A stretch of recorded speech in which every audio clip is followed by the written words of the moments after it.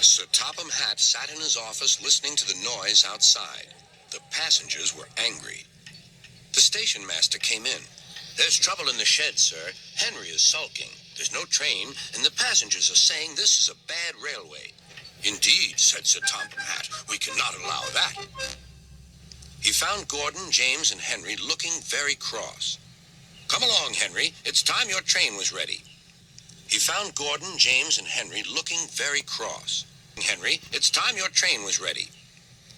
"Henry, come along, Henry. It's time your train was ready." "Henry's not going," said Gordon. "We won't shunt like little tank engines. That was Thomas's job. We're important tender engines. You fetch our coaches and we will pull them.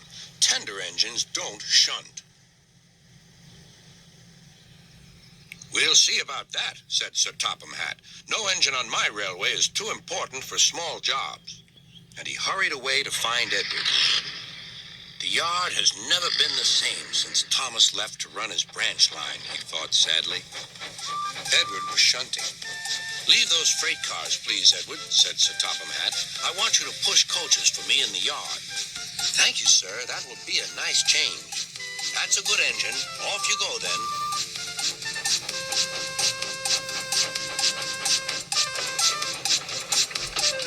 So Edward found coaches for the 3 engines, and that day the trains ran as usual.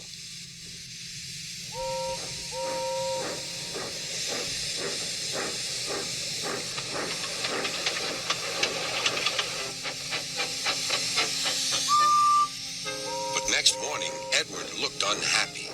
Gordon came clanking past, hissing rudely. "Bless me," said Sir Topham Hatt. "What a noise!" "They all hiss me, sir," answered Edward. "They say tender engines don't shunt, and last night they said I have gray wheels. I haven't, have I, sir?"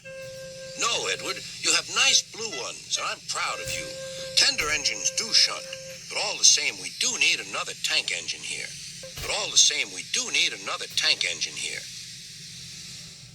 He went to a workshop and they showed him all sorts of engines.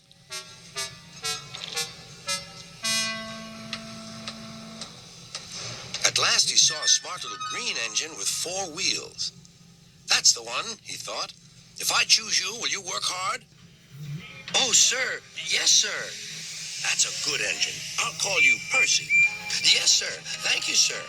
And Sir Topham Hatt brought Percy back to the yard.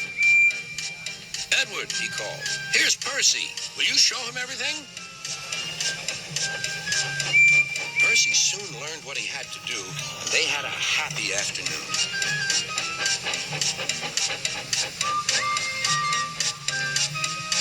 Then Henry came by, hissing as usual. "Wheesh!" went Percy. Henry jumped and ran back to... "How beautifully you wheeshed him," laughed Edward. "I can't wheesh like that." "Oh," said Percy, "that's nothing. You should hear it, Percy. That's nothing. You should hear them in the workshop. You have to wheesh loudly to make yourself heard." Next morning, Thomas arrived. "Sir Topham Hatt sent for me. I expect he wants help," he said to Edward. "Shh, shh, here he comes," replied Edward. "Well done, Thomas. You've been quick.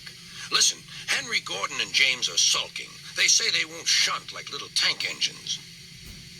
So I have shut them up, and I want you both to run the line for a while." "Sir, yes, sir, please, sir," answered Percy.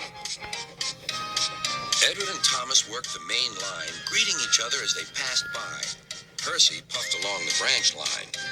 Thomas was anxious about Annie and Clarabelle, but both driver and conductor promised to take care of them.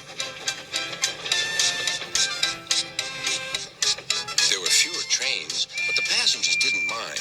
They knew the 3 other engines were having a lesson.